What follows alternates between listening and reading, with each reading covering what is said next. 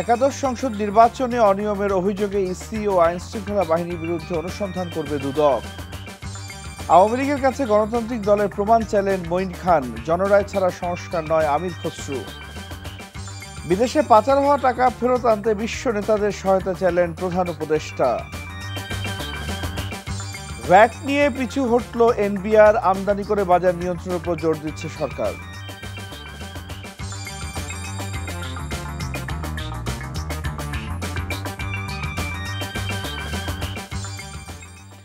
আসসালামু আলাইকুম। রাইসুল হক চৌধুরী স্বাগত জানাচ্ছি এনটিভির মধ্যরাতের খবরে।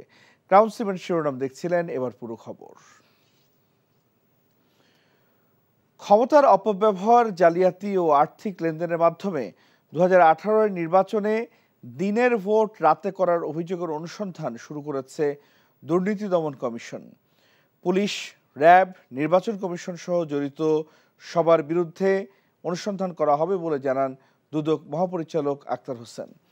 বুধবার বিকেলে সংবাদ সম্মেলনে তিনি জানান, এ বিষয়ে অনুসন্ধানের জন্য ইতোমধ্যে 5 সদস্যের তদন্ত কমিটি গঠন করা হয়েছে। বিস্তারিত জুনায়েদ আল হাবিবের রিপোর্টে। পতিত স্বৈরাচার শেখ হাসিনা যে কয়টি প্রহসনের নির্বাচনের মধ্য দিয়ে নিজের ক্ষমতাকে দীর্ঘায়িত করেছিলেন, সে নির্বাচনগুলোর মধ্যে সবচেয়ে প্রশ্নবিদ্ধ ছিল একাদশ জাতীয় সংসদ নির্বাচন। শুরু থেকেই বিরোধী দলগুলো এটিকে নিশি রাতের ভোট বলেই অভিযোগ করে আসছিল। যদিও সে সময় তদন্ত তো দূরে থাক, এ বিষয়ে কথা বলতেও দেখা যায়নি কোনো সংস্থাকে। পট পরিবর্তনের পর এবার সেই নির্বাচনে জড়িতদের বিষয়ে অনুসন্ধানের সিদ্ধান্ত নিয়েছে দুর্নীতি দমন কমিশন। মূলত আর্থিক লেনদেনের মাধ্যমে যারা আওয়ামী লীগকে জয়ী করতে সরাসরি ভূমিকা রেখেছে তাদের বিষয়ে অনুসন্ধান করছে সংস্থাটি। অভিযোগ আনা হয়েছে পতিত প্রধানমন্ত্রী শেখ হাসিনা, ওবায়দুল কাদের, সাবেক নির্বাচন কমিশনের সদস্য, পুলিশ প্রধান সহ 2018 নির্বাচনের সংশ্লিষ্ট প্রশাসনিক কর্মকর্তাদের বিরুদ্ধে।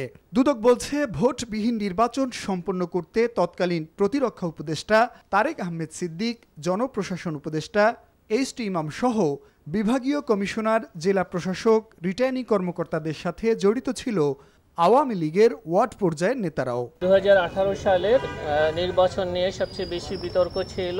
নির্বাচন যারা পরিচালনা করেন, নির্বাচন পরিচালনার কার্যক্রমের সাথে যারা আছেন তারা থাকবেন। সেখানে জেলা প্রশাসন আছে, পুলিশ প্রশাসন আছে, এখানে র্যাব আছে, অন্যান্য আইনশৃঙ্খলা বাহিনীর সদস্যরা আছেন, উপদেষ্টারা আছেন। সেই সময় যারা নির্বাচন পরিচালনা তদারকির সাথে যারা ছিলেন তাদের সকলে, যাদের সম্পৃক্ততা পাওয়া যাবে তারা সকলেই এর আওতায় আসবেন।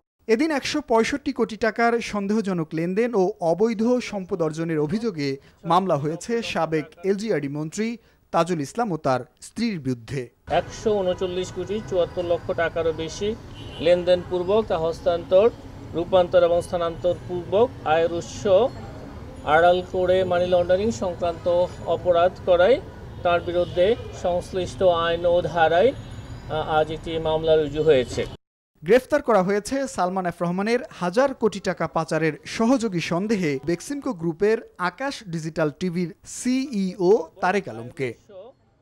জুনায়েদ আল Habib, NTV news, Dhaka.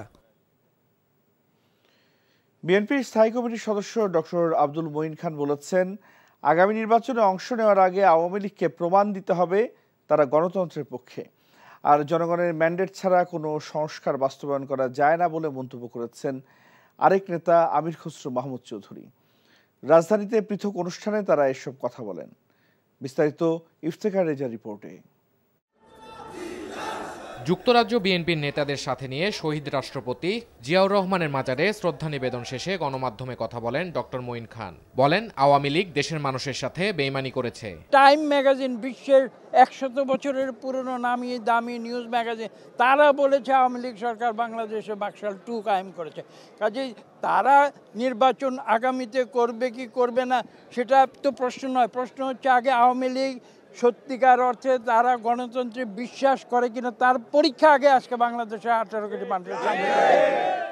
BNP চেয়ারপারসনের গুলশান কার্যালয়ে খেলাফত মজলিসের নেতাদের সাথে লিয়াজো কমিটির বৈঠক শেষে এক প্রশ্নের জবাবে বিএনপি স্থায়ী কমিটির সদস্য নজরুল ইসলাম খান বলেন, কোনো জোট নিয়ে দুশ্চিন্তা করছে না বিএনপি। এখানে কনসার্নের যে কিছু না, আপনি বাংলাদেশে যারাই রাজনীতি করেন তারাই তাদের রাজনীতিকে আরও এগিয়ে নিয়ে যাওয়ার জন্য যার সঙ্গে যার মতের মিল হবে তারা একসাথে কাজ করার ব্যাপারে চিন্তা করতে পারে, সিদ্ধান্ত নিতে পারে।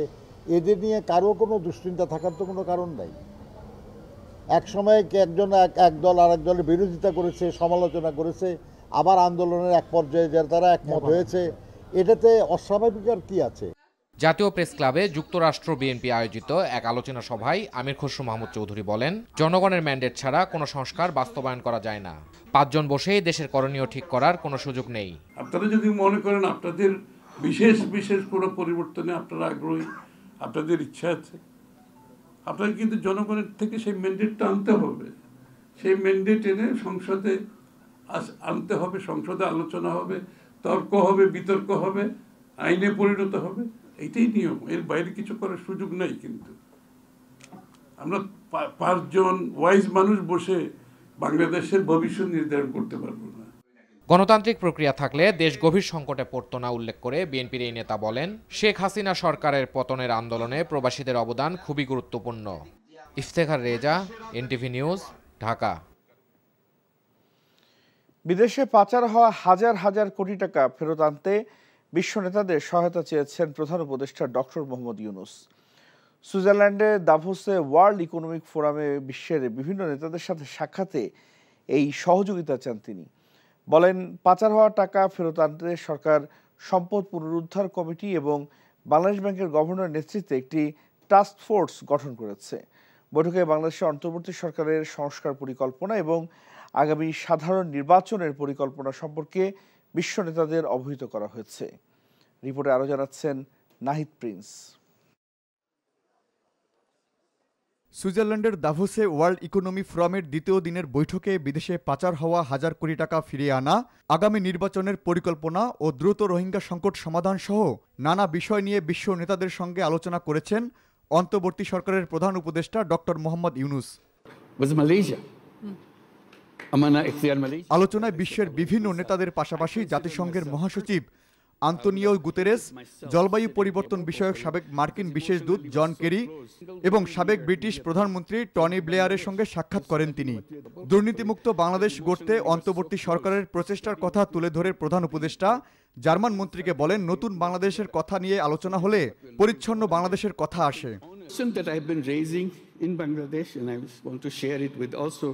ASEAN countries, what kind of future that we see for ourselves as a region, as a country?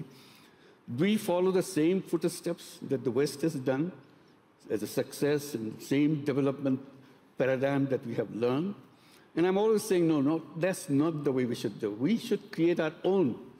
তরুণদের সম্ভাবনাকে কাজে লাগাতে বাংলাদেশে বিনিয়োগের জন্য সুইজারল্যান্ডের প্রতি আহ্বান জানান প্রধান উপদেষ্টা। প্রধান উপদেষ্টা থাইল্যান্ডের প্রধানমন্ত্রীর সঙ্গে রোহিঙ্গা সংকট এবং জাহাজ চলাচল সহ অর্থনৈতিক সহযোগিতার বিভিন্ন ক্ষেত্র নিয়েও আলোচনা করেন। উপদেষ্টা বলেন, সব দেশ একসঙ্গে কাজ করলে দ্রুত রোহিঙ্গা সংকট সমাধান হবে। Nahid Prince, NTV news. যুক্তরাজ্যে চিকিৎসাধীন সাবেক প্রধানমন্ত্রী ও বিএনপি চেয়ারপারসন বেগম খালেদা জিয়ার চিকিৎসা এক ছাতার নিচে অর্থাৎ ওয়ান স্টপ সার্ভিসে করার সিদ্ধান্ত নিয়েছে লন্ডন ক্লিনিকের চিকিৎসকরা। বেগম জিয়ার ব্যক্তিগত চিকিৎসক অধ্যাপক AZM জাহিদ হোসেন এই কথা জানিয়েছেন। বলেন, লন্ডন ক্লিনিকের মেডিকেল বোর্ডের সাথে ইতোমধ্যেই যুক্তরাষ্ট্রের জন হপকিন্স বিশ্ববিদ্যালয় হাসপাতালের বিশেষজ্ঞরা যোগ দিয়েছেন। শুক্রবার তারা বৈঠক করেন। বাংলাদেশের চিকিৎসক দলও ছিলেন মেডিকেল বোর্ডের সভায়। অধ্যাপক প্যাট্রিক কেনেডি নেতৃত্বাধীন মেডিকেল বোর্ড সর্বশেষ স্বাস্থ্য পরীক্ষার রিপোর্ট পর্যালোচনা করে আরও কিছু পরীক্ষা নিরীক্ষার সিদ্ধান্ত নিয়েছে। আগামী 2-1 দিনের মধ্যে যুক্তরাজ্যের আরও 2 জন চিকিৎসক বেগম খালেদা জিয়াকে দেখবেন বলে জানান ডাক্তার জাহিদ। 8 জানুয়ারি লন্ডন ক্লিনিকে ভর্তি করা হয় বিএনপি চেয়ারপারসনকে। তার চিকিৎসার সার্বিক তত্ত্বাবধান করছেন ছেলে তারেক রহমান।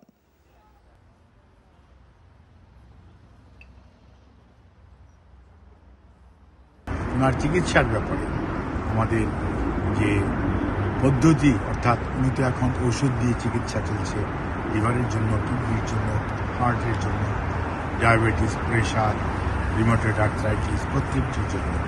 এর বাইরেও আরও যদি কোনো চিকিৎসা করা যায় সেজন্যই আমরা জন হপকিন্সের মেডিকেল টিমের সদস্যরাও এখানে অংশগ্রহণ করেছে, যাতে আমরা এটাকে একটা মানে আপনার এক ছাদের নিচে চিকিৎসা যেটা বলে ওয়ান আমব্রেলা, ওয়ান স্টপ সার্ভিসের সেটা করার ব্যাপারে ওনারা উদ্যোগ গ্রহণ করেছেন এবং তারপরে ওনার সার্বিক অবস্থা বিবেচনা করে ওনার জন্য যেটা সবচেয়ে মঙ্গলজনক হবে সেই ধরনের চিকিৎসা পদ্ধতি ওনারা অনুসরণ করবে বলে আমরাও আশা করি এবং ওনারা সেই ধরনের চিন্তা করছেন। ভিসা থাকলেও যেসব কর্মী মালয়েশিয়া যেতে পারেননি আগামী মার্চ মাসের মধ্যে তাদেরকে ধাপে ধাপে পাঠানোর আশ্বাস দিয়েছেন প্রবাসী কল্যাণ উপদেষ্টা আসিফ নজরুল। বুধবার সকালে রাজধানীর কারওয়ান ও প্রবাসী কল্যাণ ভবনের সামনের সড়ক অবরোধের পর উপদেষ্টার আশ্বাসে কর্মসূচি প্রত্যাহার করে নেন বিক্ষোভকারী শ্রমিকরা। তবে মার্চের মধ্যে শ্রমিক পাঠাতে ব্যর্থ হলে আবারও আন্দোলনের হুঁশিয়ারি দিয়েছেন তারা। আপেল শাহরিয়ারের রিপোর্ট।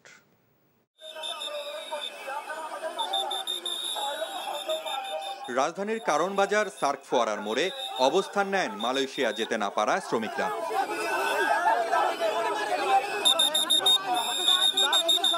ভিসা থাকলেও গত বছরের ৩১ মে মালয়েশিয়া সরকারের বেঁধে দেয়া সময়ের মধ্যে যেতে পারেননি। রিক্রুটিং এজেন্সিগুলো শুধু আশ্বাস দিলেও টাকাও ফেরত দিচ্ছে না বলে অভিযোগ তাদের। যাদের ই ভিসা হয়েছে, যাদের মেন পাওয়ার হয়েছে, যাদের ভিসা কমপ্লিট, এদের মালয়েশিয়ায় নিয়ে যেতে হবে। আমাদের এই দাবি একটাই দাবি, 18,000 লোক। তো আমাদের দাবি একটাই যে আমরা সামনে ফেব্রুয়ারি 20 তারিখের মধ্যে আমরা যেতে চাই। বুধবার সকাল 9:30 থেকে 1.5 ঘন্টা ব্যস্ততম সড়কটি অবরোধ করে রাখা হয়।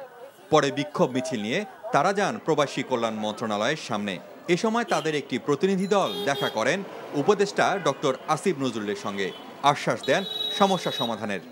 পরে মন্ত্রণালয়ের সচিব রুহুল আমিন জানান, আগামী মার্চের মধ্যে ধাপে ধাপে শ্রমিকদের পাঠানো হবে। আমরা তো আশা করছি কয়েক মাসের মধ্যে, আমরা আশা করছি যে মানে যেভাবে আলোচনা চলছে খুব বেশি দেরি হবে না। আমরা আশা করছি যে এটা ফেব্রুয়ারিতেই আশা করছি আমরা মোডালিটিটা ঠিক করতে পারবো। আশা করি মার্চ এপ্রিল নাগাদ আমার মনে হয় যে আমরা ব্রেক থ্রু করতে পারবো। অবৈধ রিক্রুটিং এজেন্সিগুলোর বিষয়ে ব্যবস্থা নিতে সরকারের প্রতি আহ্বানও জানান আন্দোলনকারীরা। Apple Shahriar, NTV news, Dhaka.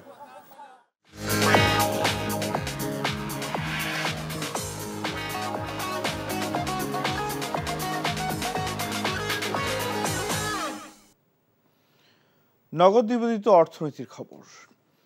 ওষুধ, মোবাইল ফোন ও ইন্টারনেট সেবা সহ বেশ কয়েকটি পণ্যের উপর আরোপিত ভ্যাটের হার কমিয়েছে জাতীয় রাজস্ব বোর্ড এনবিআর। বুধবার এনবিআর দেয়া প্রজ্ঞাপনে এই তথ্য জানানো হয়। বিভিন্ন পেশাজীবী সংগঠন, সুশীল সমাজ ও অংশীজনের অনুরোধ বিবেচনায় নিয়ে বৃহত্তর জনস্বার্থে এসব পণ্য ও সেবার বিদ্যমান ভ্যাটের হার, উৎসে ভ্যাট কর্তনের হার এবং সম্পূরক শুল্কের হার কমিয়েছে এনবিআর। সব জনগোষ্ঠীর জন্য চিকিৎসা সেবাকে আরও সহজতর করার লক্ষ্যে ওষুধ শিল্পের উপর ব্যবসায়িক পর্যায়ে বৃদ্ধি করা ভ্যাটের হার সম্পূর্ণ প্রত্যাহার করে আগের হার 2.4% রাখা হয়েছে।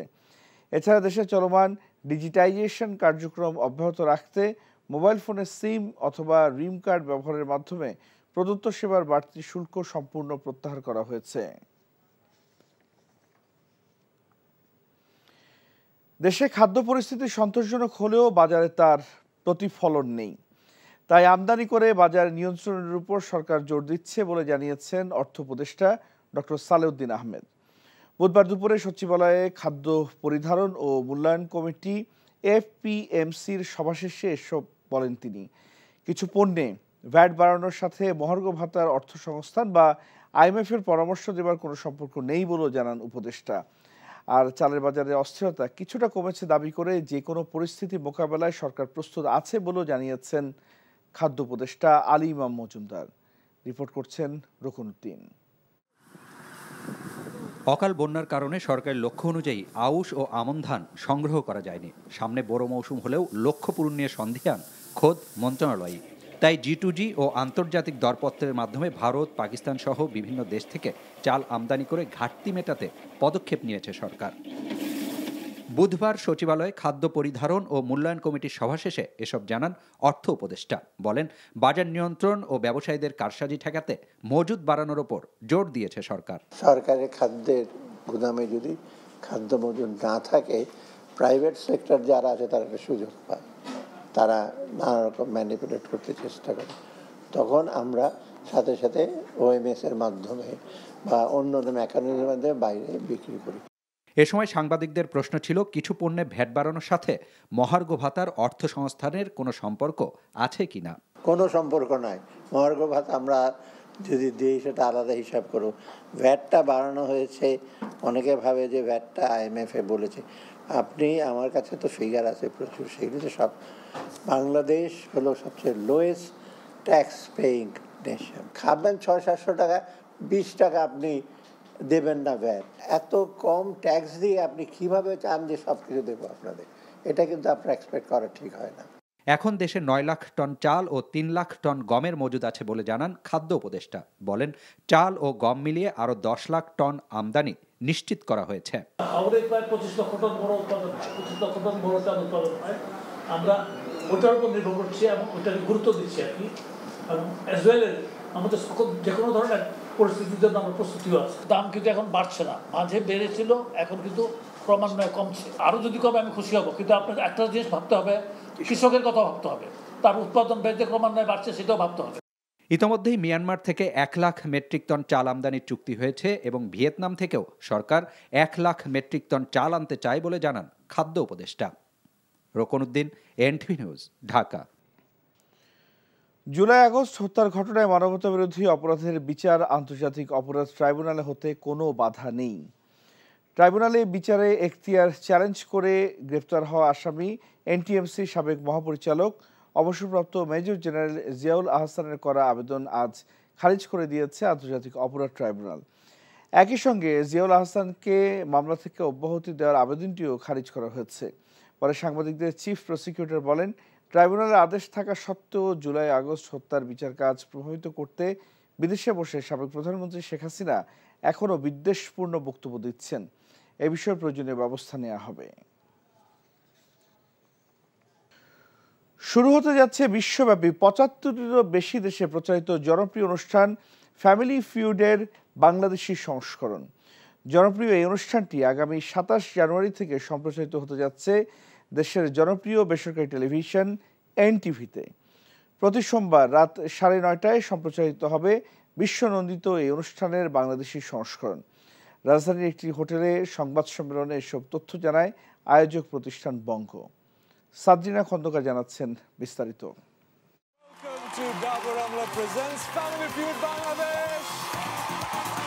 যুক্তরাষ্ট্র, অস্ট্রেলিয়া সহ বিশ্বের 75টিরও বেশি দেশের মানুষের মন জয় করেছে গেম শো ফ্যামিলি ফিউড। অনুষ্ঠানটিতে তুলে ধরা হয় পারিবারিক সম্পর্ক ও বন্ধনের মতো স্পর্শকাতর বিষয়গুলো। আর এই অনুষ্ঠান দেশের দর্শকদের কাছে তুলে ধরতে যাচ্ছে জনপ্রিয় টেলিভিশন চ্যানেল NTV। অনুষ্ঠানটির বাংলাদেশি সংস্করণ নিজেদের পর্দায় প্রচারিত হবে আগামী 27 জানুয়ারি থেকে। NTV-তে প্রচারিত এই অনুষ্ঠানটি খুব সহজেই দর্শকরা বঙ্গের ওয়েবসাইট এবং অ্যাপের মাধ্যমে উপভোগ করতে পারবেন। সবসময় NTV নতুন নতুন রিয়েলিটি শো এবং যেসব রিয়েলিটি শো বাংলাদেশ সোফার ক্লিক করেছে এগুলো হচ্ছে NTV-তেই, মানে ম্যাক্সিমাম শোগুলো NTV-রই করা। তো আশা করছি এই শোটাও হচ্ছে NTV-র দর্শকরা দেখবে এবং হচ্ছে এটা পিক করবে। বিদেশে যা যা বড় হিট শো আছে আমরা বাংলাদেশে আনতে চাচ্ছি।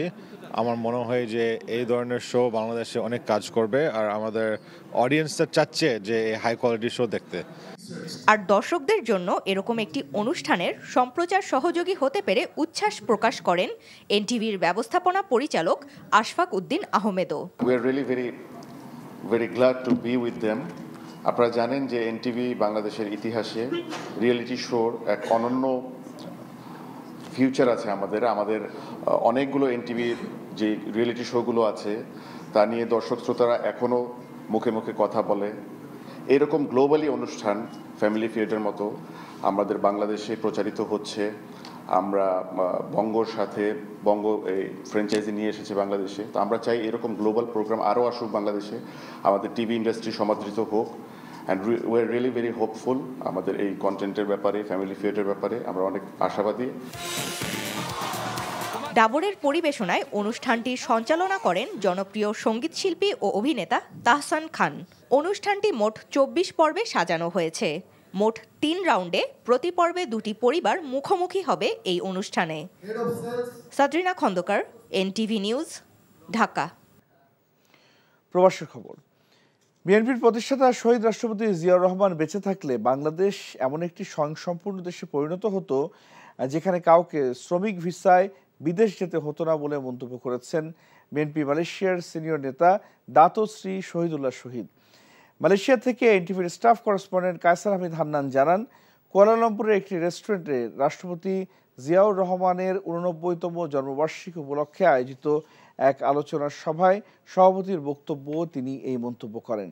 তিনি আরও বলেন, জিয়াউর রহমান বেঁচে থাকলে বাংলাদেশ সোনার দেশে পরিণত হতো। দেশের উন্নয়নের কারণে বিদেশের মানুষ আমাদের দেশে কাজ করতে আসতো। তবে ভাগ্যের নির্মম পরিহাস, আমরা সেই সব প্রদর্শটাকে অসময়ে হারিয়েছি। মেহেদী হাসানের অনুষ্ঠান পরিচালনায় প্রধান অতিথি হিসেবে উপস্থিত ছিলেন মালয়েশিয়া বিএনপির প্রতিষ্ঠাতা সভাপতি ডক্টর আহমেদ বোরহান। আরও বক্তব্য রাখেন আলহাজ আলী হোসেন, শরীফুল ইসলাম শরীফ, যুবদল নেতা মোশাররফ হোসেন, ছাত্রনেতা রবিন আহমেদ রাফি সহ মালয়েশিয়া ২০টি শাখা ইউনিটের বিএনপি নেতৃবৃন্দ। সভা শেষে বিএনপির প্রতিষ্ঠাতা শহীদ রাষ্ট্রপতি জিয়াউর রহমান ও তার ছোট ছেলে প্রয়াত আরাফাত রহমান কোকোর আত্মার মাগফিরাত কামনা করা হয়। পাশাপাশি লন্ডনে চিকিৎসাধীন বিএনপি চেয়ারপারসন বেগম খালেদা জিয়ার আশু রোগমুক্তি কামনা করে বিশেষ দোয়া ও মোনাজাত অনুষ্ঠিত হয়। সৌদি আরব তাবুক লক্ষ্মীপুর জেলা জাতীয়তাবাদী ঐক্য পরিষদের উদ্যোগে বিএনপির প্রতিষ্ঠাতা শহীদ প্রেসিডেন্ট জিয়াউর রহমানের ৮৯তম জন্মদিন উপলক্ষে আলোচনা সভা ও দোয়া মোনাজাত অনুষ্ঠিত হয়। সৌদি আরব তাবুক প্রতিনিধি ইসমাইল খান টিটু জানান, লক্ষ্মীপুর জেলা ঐক্য পরিষদের দলীয় কার্যালয়ে আয়োজিত অনুষ্ঠানে সভাপতিত্ব করেন তাবুক লক্ষ্মীপুর জেলা ঐক্য পরিষদের সিনিয়র সহসভাপতি মোশাররফ হোসেন। প্রধান অতিথি ছিলেন লক্ষ্মীপুর জেলা জাতীয়তাবাদী ঐক্য পরিষদের সভাপতি আব্দুল কাদের দুলাল। প্রধান আলোচক হিসেবে বক্তব্য রাখেন ঐক্য পরিষদের সাধারণ সম্পাদক আকবর হোসেন খোকন। সংগঠনের সাংগঠনিক সম্পাদক ইসমাইল হোসেনের সঞ্চালনায় অনুষ্ঠানে বক্তব্য দেন তাবুক বিএনপি যুগ্ম সাধারণ সম্পাদক ফারুকি ভূঁইয়া, লক্ষ্মীপুর জেলা ঐক্য পরিষদের উপদেষ্টা শফিকুল্লাহ, সিনিয়র যুগ্ম সাধারণ সম্পাদক রিফাত হোসেন, প্রচার সম্পাদক আব্দুল কুদ্দুস সোহেল, সহসভাপতি মোহাম্মদ আজাদ, মোহাম্মদ রবিন। উপস্থিত ছিলেন সদস্য বেলাল হোসেন, মোহাম্মদ শরীফ, রুবেল হোসেন, শাহাদাত হোসেন সহ আরও অনেকে। আলোচনার সবশেষ শহীদ প্রেসিডেন্ট জিয়াউর রহমানের আত্মার মাগফিরাত কামনা, 3 বারের প্রধানমন্ত্রী বেগম খালেদা জিয়ার দীর্ঘায়ু কামনা করে বিশেষ দোয়া ও মোনাজাত পরিচালনা করেন ইসমাইল হোসেন। সৌদি আরবের মাটিতে প্রবাসী বাংলাদেশিদের নিয়ে হয়ে গেল Makkah Kiswa premier league season 1-এর ফাইনাল খেলা। সৌদি আরব থেকে এনটিভি মক্কা প্রতিনিধি কামাল পারভেজ অভি জানিয়েছেন, মক্কায় মুজদালিফায় অনুষ্ঠিত ক্রিকেট টুর্নামেন্টের ফাইনাল খেলায় মনির হোসেনের সভাপতিত্বে প্রধান অতিথি ছিলেন মোহাম্মদ দেলোয়ার আলী। প্রধান আকর্ষণ ছিলেন ইব্রাহিম তুর্কি। বিশেষ অতিথি ছিলেন সহসভাপতি আশিক সুমন, জামাল ও ইব্রাহিম। টুর্নামেন্টে 6টি দল অংশগ্রহণ করে। ফাইনাল খেলায় কিংস্টার দল ফ্রেন্ডশিপ দলকে 16 রানে পরাজিত করেন। ম্যান অব দ্য ম্যাচ নির্বাচিত হন কিংস্টারের Hossain. Man of the series হন ফ্রেন্ডশিপের তারেক। এর আগে খেলোয়াড়দের সাথে কুশল বিনিময় করেন প্রধান অতিথি দেলোয়ার আলী। টুর্নামেন্ট শেষে চ্যাম্পিয়ন ও রানার্স আপ দলকে পুরস্কার তুলে দেন প্রধান অতিথি সহ আগত অতিথিরা। মহান স্বাধীনতার 53 বছর পূর্তি উপলক্ষে বাহরাইনের প্রীতি ক্রিকেট ম্যাচ অনুষ্ঠিত হয়েছে। এনটিভি বাহরাইন প্রতিনিধি সৈয়দ মামুন হোসেন জানান, বৃহত্তর বরিশাল জনকল্যাণ সমিতি বাহরাইনের আয়োজনে প্রবাসী বাংলাদেশ ক্রিকেট দল ও প্রবাসী শ্রীলঙ্কা ক্রিকেট দলের মধ্যে বিপুল সংখ্যক দর্শকের উপস্থিতিতে স্যার 11 স্টার ক্রিকেট গ্রাউন্ডে এই প্রীতি ক্রিকেট ম্যাচটি অনুষ্ঠিত হয়। খেলায় প্রবাসী বাংলাদেশ ক্রিকেট দল 37 রানে প্রবাসী শ্রীলঙ্কা ক্রিকেট দলের বিরুদ্ধে জয়লাভ করে। সেরা খেলোয়াড় নির্বাচিত হন আলামিন। পুরস্কার বিতরণী অনুষ্ঠানে সংগঠনের সভাপতি শাহ মোহাম্মদ আব্দুল হকের সভাপতিত্বে প্রধান অতিথি ছিলেন বাহরাইনস্থ ক্রিকেট ফেডারেশনের প্রেসিডেন্ট সামি মোহাম্মদ আলী। এছাড়াও অন্যদের মধ্যে উপস্থিত ছিলেন বাংলাদেশ সমাজের সভাপতি মঞ্জুর আহমেদ, মুজিবুর রহমান, শাহ আলম আহমেদ, নূর কামাল, রাজু শিকদার, সাজ্জাদ জাকারিয়া, এম.এ. শামীম, মোহাম্মদ রানা, শাহ আরিফুল হক সহ বাংলাদেশ কমিউনিটি ও শ্রীলঙ্কা কমিউনিটির বিভিন্ন স্তরের নেতৃবৃন্দ এবং প্রবাসী দর্শকবৃন্দ। 2 শতাধিক প্রবাসী বাংলাদেশি এই টুর্নামেন্টের দর্শক হিসেবে মাঠে থেকে খেলোয়াড়দের উৎসাহ দেন। এ সময় বক্তারা বিদেশের মাটিতে এমন সাহসী উদ্যোগের প্রশংসা করে আয়োজকদের ধন্যবাদ জানান। শ্রীলঙ্কা প্রবাসী বাংলাদেশি ক্রিকেট দল এবং প্রবাসী শ্রীলঙ্কা ক্রিকেট দলের মধ্যে একটি প্রীতি ক্রিকেট ম্যাচ আয়োজন করা হয়েছে। এত সুন্দরভাবে আমাদের বাংলাদেশ কমিউনিটি এন্ড বৃহত্তর বরিশাল জনকল্যাণ সমিতি এত সুন্দরভাবে আয়োজন করেছে।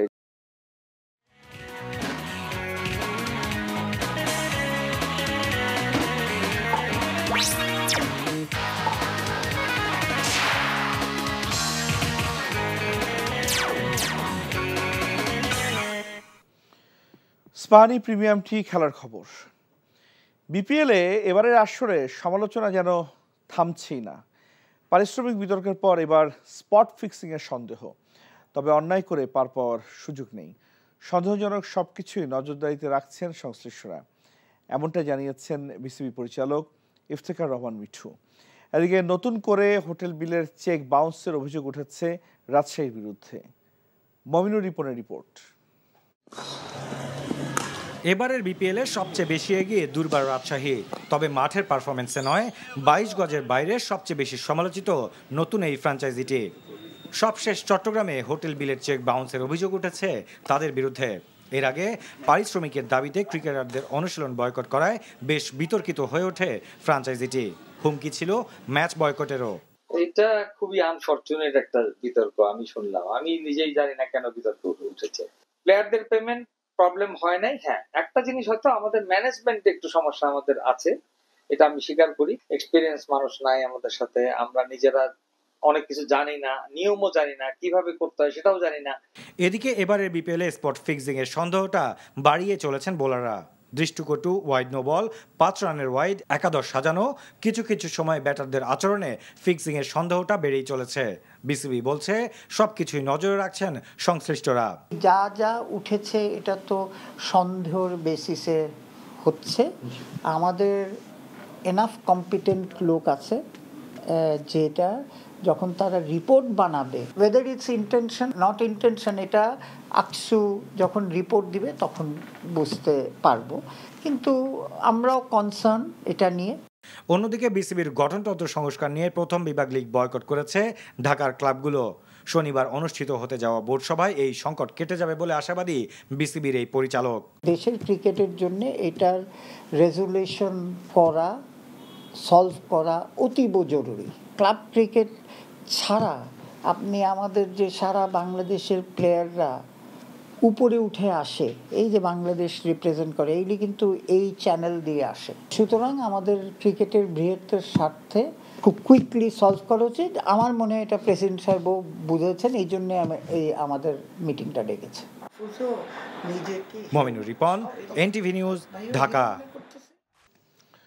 খবর শেষ করছি, যাবার আগে ক্রাউন সিমেন্ট শিরোনামগুলো আরেকবার। একাদশ সংসদ নির্বাচনে অনিয়মের অভিযোগে ইসি ও আইন শৃঙ্খলা বাহিনীর বিরুদ্ধে অনুসন্ধান করবে দুদক। আওয়ামী লীগের কাছে গণতান্ত্রিক দলের প্রমাণ চাইলেন মঈন খান, জনরায় ছাড়া সংস্কার নয় আমির খসরু। বিদেশে পাচার হওয়া টাকা ফেরত আনতে বিশ্ব নেতাদের সহায়তা চাইলেন প্রধান উপদেষ্টা। ভ্যাট নিয়ে পিছু হটল এনবিআর, আমদানি করে বাজার নিয়ন্ত্রণের উপর জোর দিচ্ছে সরকার।